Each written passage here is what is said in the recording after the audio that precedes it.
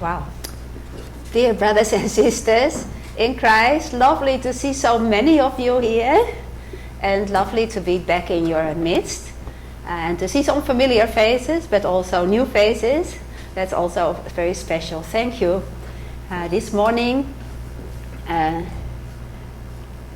will be sharing from the Word of God, and just share a little bit about our ministry. You'll first look at a short video clip.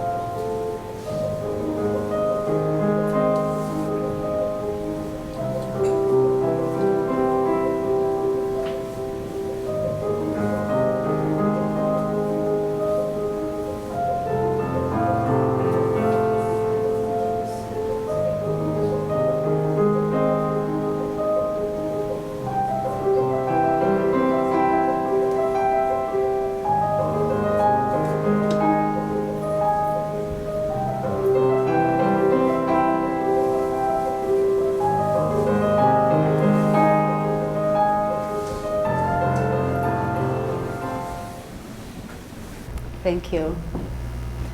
2 years ago, let me start at the beginning. The Pearl Family Garden is a ministry reaching out to ladies working in prostitution. It started in Wanghua. I think maybe you will know that Wanghua has a red light district. And so it started there in a small way 20 years ago, and it has been growing. It's no longer just in Wanghua. We have now centers, also a center in Geelong. We have people reaching out in Taichung and in Kaohsiung and in Hsinchu, and we are also starting to visit some of the tea houses in Danshui. So that's God has been amazingly been enlarging our reach. Yeah, and this is our heart's desire, to reach them with the love of God. And very precious, several of the ladies, after we came in contact with them, have become Christians. And 2 years ago, we published this book, which is called 茶是女人心. And in it, there are 12 stories from our ladies. They all grew up, they're now around 70, so they all grew up in the time when boys were valued over girls, and lots of the girls actually sacrificed their life to actually meet the needs of the family. And this is 2 years ago, so we still have this available, but this year the same book was translated into English, so we now have an English version, Tea House Ladies, and I brought several today, so yeah, you're very welcome to come and pick one up and take one home. They are only 300 NT, and like just a little video said, their stories are worth hearing. I still remember when this book came out, one of the ladies, she was sold into prostitution by her family, and her journey basically took her all over Taiwan, and it's very, very hard life. And she can't read, so when the book came out, one of our co-workers read her story to her. Can you imagine? Her story that she at one point told the writer, and the writer had made it into this story, and she was listening to her own story, and the co-worker was reading it. In the end, she just couldn't hold her tears, and she started to cry when she was reading her story, and she herself was also very, very quiet. And after finishing reading the story, she said, "Are people going to read this?" I said, "Yes, people will read this, and it will be a great blessing for them to hear. Your story is worth being heard." And she took the book home. She really held it very close to her heart, even though she can't read it. And it's really so precious when you read it. You will be touched by their life story as well, and also by the love of God that reaches out to them. So this is as an introduction. Today I will share from Joshua, Joshua 2, verse 1 to 24. It's the story of Rahab. And our theme today will be living faith. Living faith is expressed in action. It is based on facts. and it will be rewarded. It's not just Rahab's faith that we'll be looking at. In the story you have Joshua and you have the spies, and we will actually look at their faith as well, and we will explore their faith, and then at the same time look at ourselves. Where am I? How am I doing? I actually I only recently started to use ChatGPT, and so I asked them what is living faith. And they gave two options. One is for those who believe in the Bible. So this will not be unfamiliar to you. Let's read it together, okay? That way I'm not just on my own here, we are all together. Let's read it together. Living faith is one that is expressed in daily life through love, obedience, and good works. As James says, faith without works is dead. It means trusting God in practical ways and letting that trust shape your life. And they also had one for non-believers. So let's read that too. A belief system, a philosophy, or a set of values that is genuinely guiding someone's choices and behaviors, rather than being something they only claim in theory. So it's very much like it's living faith is not just here, living faith it works out in your life. And I just took two of the phrases. Yeah, just a bit shorter. Trusting God in practical ways and letting that trust shape your life. A set of values that is genuinely guiding your choices and behaviors. And maybe at the beginning of today's sermon, I would like you to think about yourself this past week. How have I trusted God in practical ways this week? How have Christian values guided my choices and behavior this week? Maybe good to even jot it down, to really think about. Can you think of something that happened this week? A choice that maybe was not an easy choice, but you made that choice because of your faith. I had set Friday apart as a day to spend time, spending more time on preparing this sermon, but it was also the day that my co-workers, a family with 3 young kids, were moving home. And earlier in the week, I think God prompted me to actually phone them and say, what help can I be on that day? And so I decided to go over, and I spent basically the whole day helping them move. And it was a decision of trust that God would also give me enough time to prepare for today, and He did, of course, because that is what He is like. But sometimes these choices are really difficult, aren't they? Well, before we dive into today's story, which is a very interesting story, I just want to introduce the characters to you. Of course, let's go to Rahab first. She really is the star of today's story. But it's good to realize who she was. She was actually a Canaanite woman, and she lived in the city of Jericho. We just heard in the Bible reading that her house was built into the wall of the city of Jericho. This city was a fortified city, and its location was very close to trade roads. So it was an important city, close to the Jordan River. And Rahab was known in that city as a prostitute. But interestingly, she's not only mentioned in the Old Testament by name, she's also mentioned in the New Testament by name, even 3 times. And I think the most precious of all, she is remembered for her faith. And I was thinking about that. I thought, what a wonderful thing that would be if, when I leave this earth, I will be remembered for my faith, for my trust in God. Faith is very, very precious. Think of Jesus. When He was walking on this earth in Israel and He met all these different people, how often did He say, "Your faith has saved you"? Or He was surprised by the faith of somebody who wasn't even an Israelite, and that person's faith, the centurion, this really touched His heart, and He says, I've never seen a faith like this among the Israelites. And I think, I just wonder and I hope that Jesus will rejoice in your and my faith today. That's really, I really hope so. And Jesus said, in the end, will I find faith on this earth? And pray that the Lord will find faith in you and my heart when he returns. And then, of course, there's Joshua. I mean, we all know Joshua. He was an Israelite. And it's interesting to think about it. He was born in Egypt. He was actually born in slavery. When he was born, all the Israelites were slaves. And then he, actually, amazingly, he and Caleb are the only two men, the only two Israelites who experienced slavery in Egypt, then experienced 40 years of desert life, and then actually were able to see the promised land, because they were the only two who believed that God could help them to overcome the enemies in the promised land. And Joshua was a very special man. He stayed always close to Moses. When you read his story, you will find he's always there. He's almost like a shadow, like learning while watching from this great leader of God's people. But he was also a great warrior and a strategist. He was faithful, he was obedient. He always asked the Lord what to do, and he led the people to obey the Lord.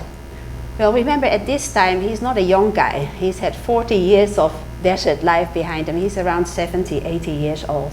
So this is Joshua. And then there are the two spies. Well, actually, we don't know what their names are. And the Bible only tells us that they were young. And they grew up. Where did they grow up? In the desert. So that's quite a youth, huh? Growing up in the desert, and they must have been at least 20 years old, because otherwise they couldn't be part of the army.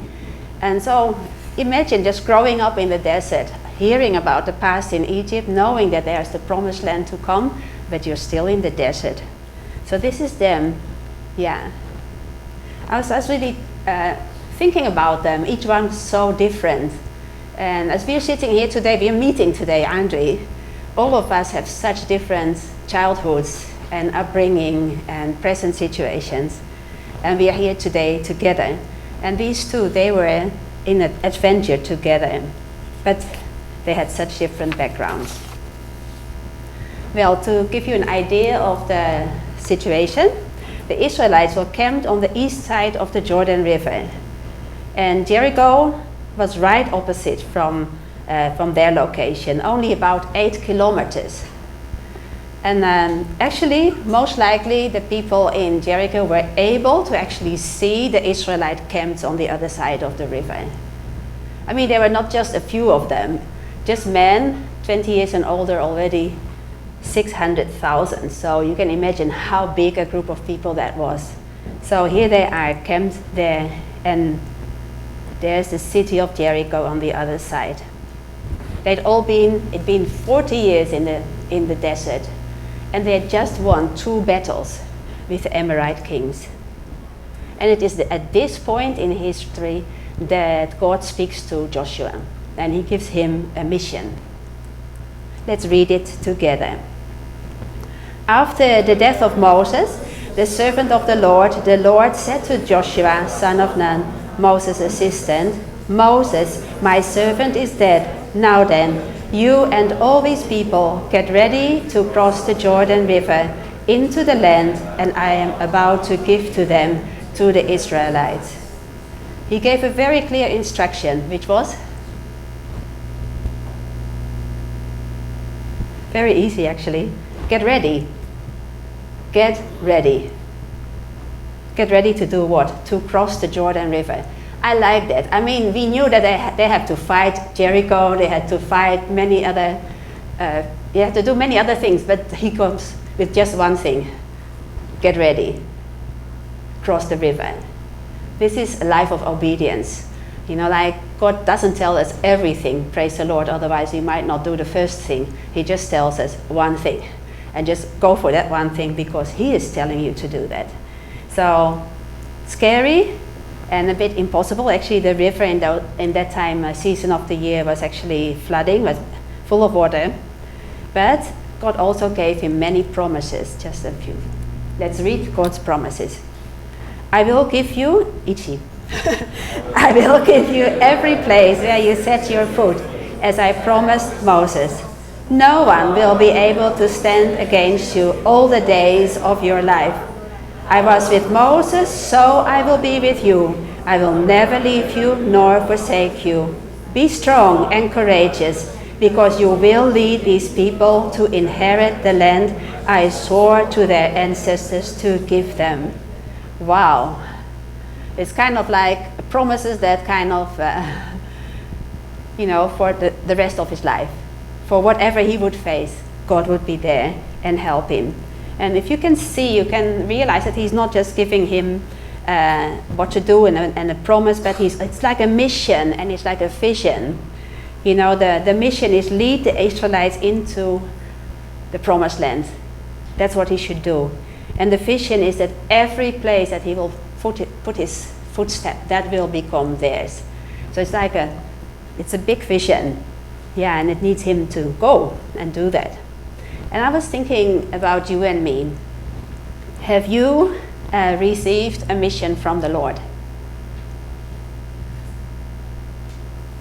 Maybe if you have, maybe you can 点点头, like show.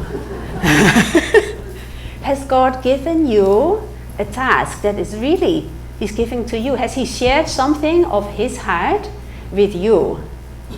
Something that he has opened your eyes to and that he is wanting you to do?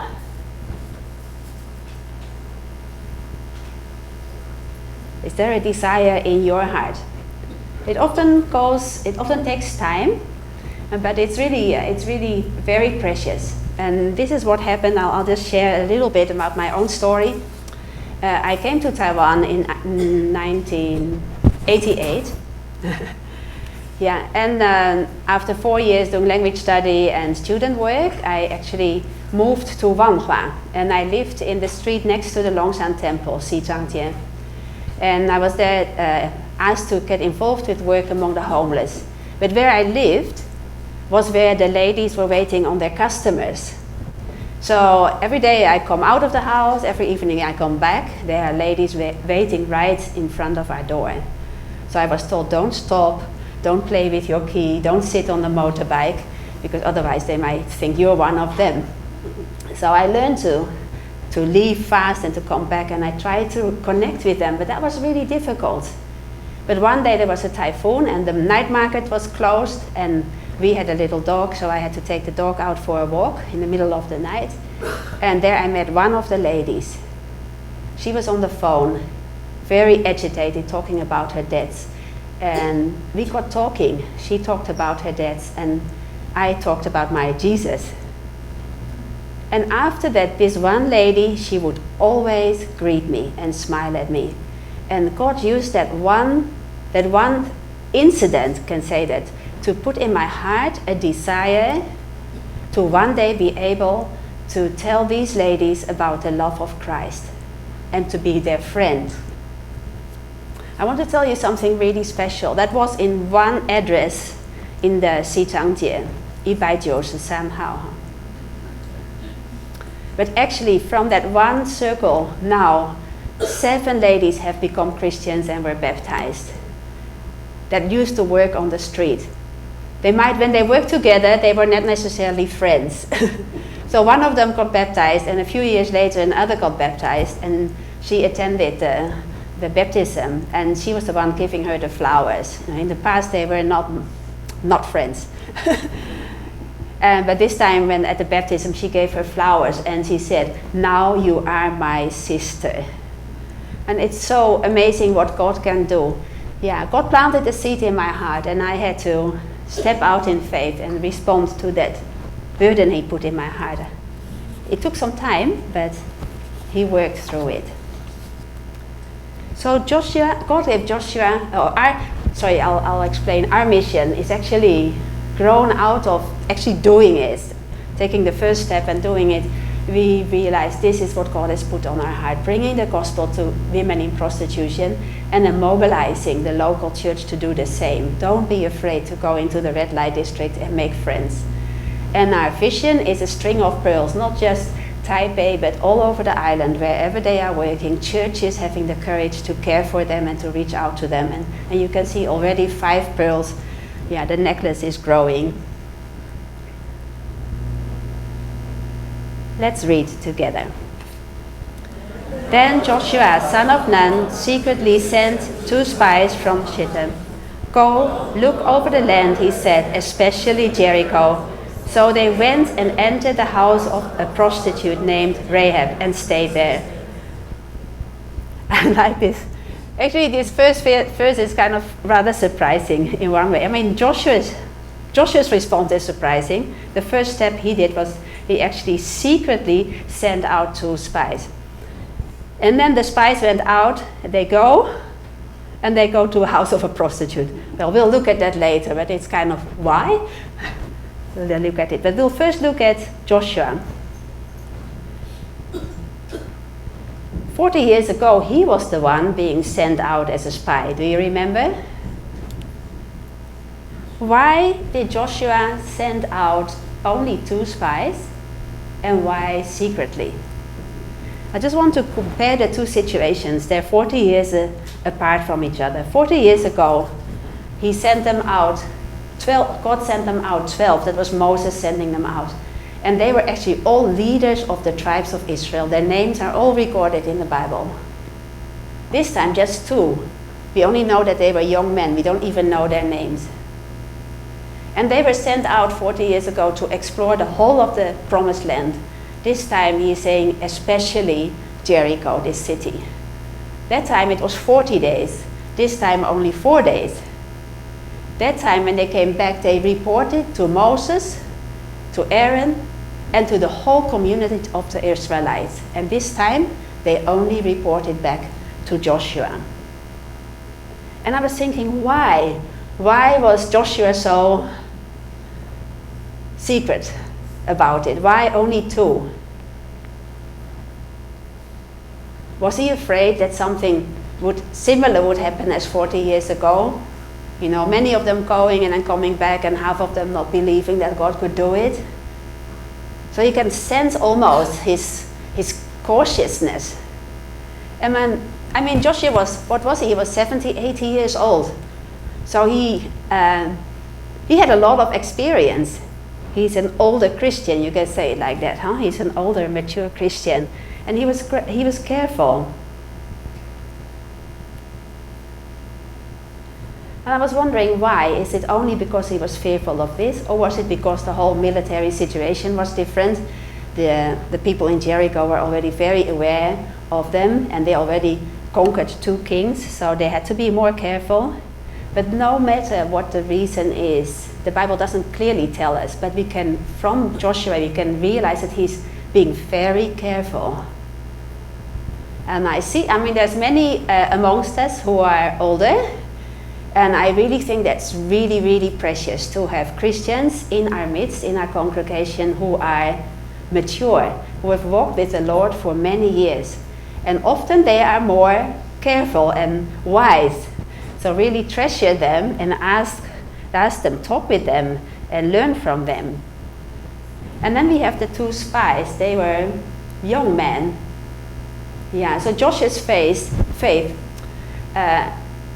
is on his guard, isn't it? But he did obey, and the first step he made was sending out these 2 spies. And I want to tell you that if God has given you a mission in your heart, a desire, make that first step. Step out in faith. The first thing I did after I saw this need, actually I waited for 12 years, let me be honest. I waited because I worked for 12 years with the homeless. And then when we could hand over the work of the homeless to the local pastor, then I asked OMF, can I do this ministry? Reaching out to the ladies. And they said, okay, but not alone. And then I also contacted Garden of Hope, an organization reaching out to women. And they said, go for it, because nobody is doing it. So as you step out in faith, the other steps will follow naturally. So this is Joshua. Have you stepped out in faith? The thing that God has put on your heart, have you actually stepped out in faith? Maybe even one small step. If you haven't, that he has shared a mission with you, do consider, do step out in faith, even if you don't know what the next step will be. And then we had these young people, these 2 spies. They were eager to go. I can imagine, they were young, they heard about the promised land, they were living in the desert, so they were longing for this change. And they had an obedient heart, and they had a bold faith. This was not without a risk, but they went. And we have really treasure in our ministry that young people join us, like these 3 young ladies. Our team is actually a bit older, but these volunteers, every month they go out in the evening, and they're young, they have different ideas. They have this thermos flask full of chicken soup. I've never thought about handing out chicken soup on the street, but they did that, and it warmed the hearts of the ladies waiting for customers in the cold winter. And it's beautiful to see how God uses the young people. And that's also precious here in your congregation. God gives us the elderly, but also the younger people, and we together can serve the Lord. And recently, because of the young people on our team, we started a digital ministry, because many of the ladies are not necessarily standing on the street. They are in Jordan, and they are in hidden places in the hotels. And so we started a ministry online, and it's called 心田花园.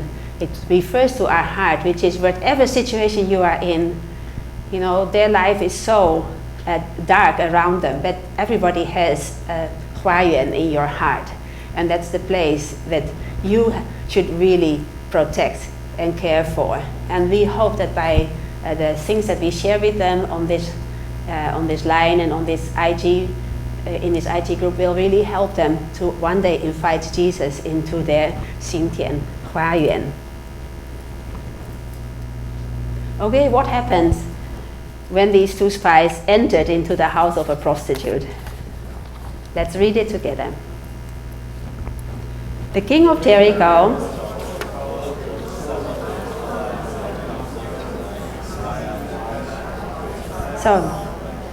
So the king of Jericho sent his message to Rahab, "Bring out the men who came to you and entered your house, because they have come to spy out the whole land."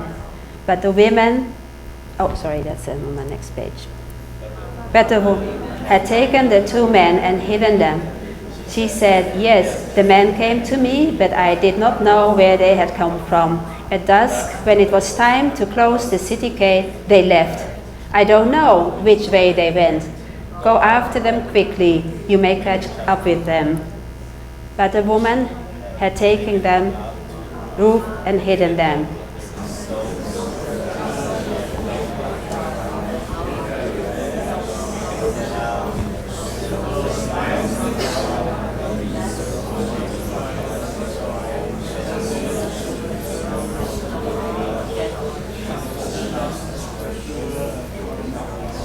Sorry, I realized I didn't print everything here. Why did the spies go to the house of a prostitute? You know, it seems kind of odd for God's servants to go there, but maybe not so much when we realize that her house was built on the city wall. It was probably an inn, a place where people would come and go and have the extra services of a prostitute as a possibility, but it was a place where many people would pass through, and where you could hear the latest news. But even more important is that God knew the heart of Rahab, and he led these 2 spies to her house. Well, if you're a spy, the one thing you don't want is to be noticed, to be found out. But it actually happened as soon as they arrived in Jericho. And so I think, you know, sometimes when we follow the Lord and we step out in faith, we meet challenges straight away. Don't be thrown by it, because God is still in control when we follow and obey him. Yeah, and he was in control in this situation. Yeah, so why was Rahab, this prostitute, this lady, willing to hide these men? Why was she willing to lie to her king? Why was she not afraid? Why did she mislead her own countrymen? Have you ever thought about that? This is what the Bible tells us. Let's read it. By faith, the prostitute Rahab, because she was welcomed the spies, was not killed with those who were disobedient. This is in the New Testament where she's mentioned in the list of the heroes of faith. There's only 2 women mentioned in that list. One is Sarah, Abraham's wife, and the other one is Rahab. And she's mentioned and remembered for her faith. Her faith was stronger than the fear of the Israelite people. Her faith led her to want to put her life's future in the hands of the Israelites, in the hands of the God of Israel. Where did her faith come from? She was a Canaanite woman. She didn't have the Bible, no pastor, no one shared the gospel with her. How did she become a believer? Okay, let's read how she became a believer. Before the spies lay down for the night, she went up on the roof and said to them, I know that the Lord has given you this land and that a great fear of you has fallen on us, so that all who live in this country are melting in fear because of you. We have heard how the Lord... We have heard how the Lord dried up the land of the Red Sea for you when you came out of Egypt, and what you did to Sihon and Og, the 2 kings of the Amorites east of the Jordan, whom you completely destroyed. When we heard of it, our hearts melted in fear, and everyone's courage failed because of you. For the Lord your God is God in heaven above and on the earth below. Where did her faith come from? She listened to the international news, huh? She heard. So maybe the people traveling through her city told her about these international events. Isn't it amazing? Watch the international news and ask God to show you who He is, huh? And so she heard, and the first thing she heard is what about them, the Israelites leaving Egypt, how God saved them from Egypt and dried up the Red Sea. How long ago was that? 40 years ago. Do you remember news 40 years ago? But it made us realize she and all the people of that city remembered what happened 40 years ago. Just remember, these events in history are really events in history. They really happened. And the people were afraid because of that. And then recently, the 2 kings of the Amorites were killed and their people were destroyed by the Israelites. That was a very recent event. So, many people all of them were paralyzed by fear, but only Rahab decided to do what? To trust in this God more than in her own people. But before we go on, I want to ask you, how was your faith born in your heart? She didn't grow up in a Christian family. I just want maybe a show of hands. If you are a first-generation Christian, can you show your hand? Yeah, that's very, very precious. I think first-generation Christians, I mean, give them a clap, how about? Give them a... It's really not easy to step out in faith and put your trust in a God that your family didn't serve. But she did. She did. She believed. And I think there's something very precious about her faith. She believed, her conclusion that was, God is God in heaven above and the earth below. That's her conclusion, is believing in God being all-powerful. Then she believed His past deeds, the Red Sea, the 2 kings on the other side of the Jordan. She believed that was God. And she believed that God would give their land to the Israelites. She believed the future. And because of her faith, she was willing to commit her life to God and to His people. I think this is an amazing, very robust faith. And I was wondering about our own faith. My faith. Do I believe that God is the God of heaven and earth? Do I believe that all that is happening in the world today, do I believe that it is under God's control? Do I believe the past acts of God, especially Jesus' death and resurrection? I mean, the Red Sea was a judgment of God on the people of Egypt. and the salvation for his people? Do we believe that on the cross, Jesus overcame death and sin to save us and give us eternal life? Do we believe in the future acts of God? Do we believe that Jesus will return and that he will be the judge of the living and the dead? I really look at you, the faith in your heart. Am I willing to commit my life to God and to his eternal plan for salvation? Am I willing to actually step out in faith and put my life, like Rahab did, into the hands of this God to count for his glory? 45 years ago, I attended this conference in Switzerland. It was a mission conference. It was prepared for 3,000 people, but 7,000 young people in Europe attended, and I was one of them. When I look back now, I realize how amazing that was, that God led me as a 19-year-old to this conference. And at the end of this conference, I said to the Lord, I'm willing to go wherever you send me. I'm willing to do whatever you tell me to do, and no matter if I'm married or if I stay single.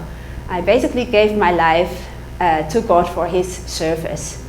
And he brought me to Taiwan. Yeah. Rahab made not just one step in faith, he basically put everything on the line. She leaped to entrust herself to God. And I want to ask, if you haven't made that choice yet to put your life in the hands of the living God, or to say, I want to belong to his people, please do. Because there's no better place than to be part of God's family and to follow him, trusting him step by step. Let's read. Now then, please swear to me by the Lord that you will show kindness to my family, because I have shown kindness to you.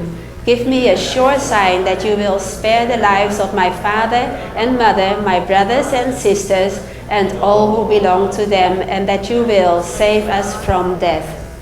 I need to ask something. Is my time almost up, or it's okay? Is it okay? Okay, sorry about that. It won't be very long anymore. This reminds me of our women, you know. She was known as a prostitute. She cared about her family, didn't she? Our women care deeply about their families. Many of the choices in life they've made were actually sacrificing themselves for the well-being of their families. And I think it's beautiful that she's doing this. Maybe she was a prostitute because of the needs of her family. And in our lives, for your lives, the man assured her, if you don't tell what we are doing, we will treat you kindly and faithfully when the Lord gives us the land. I like this because they say, when the Lord gives us the land, not if the Lord gives us the land. The spies, because of what happened, because of what they heard from Rahab's mouth, they really believed God would help them to enter the land. So they're very certain now. Their faith has been rewarded and has been strengthened through the faith of a prostitute. I tell you, our faith is being strengthened week by week by the faith that we see in our women. Then the two men started back. They went down out of the hills, forded the river, and came to Joshua, son of Nun, and told him everything that had happened to them. They said to Joshua, the Lord has surely given the whole land into our hands. All the people are melting in fear because of us.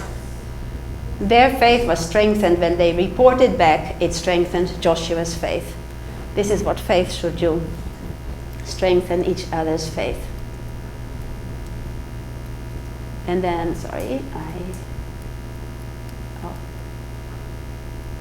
So what was Rahab's reward? Let's read together. But Joshua spared Rahab the prostitute with her family and all who belonged to her, because she hid the men Joshua had sent as spies to Jericho, and she lives among the Israelites to this day. She was saved, all her family was saved, and she became part of God's people.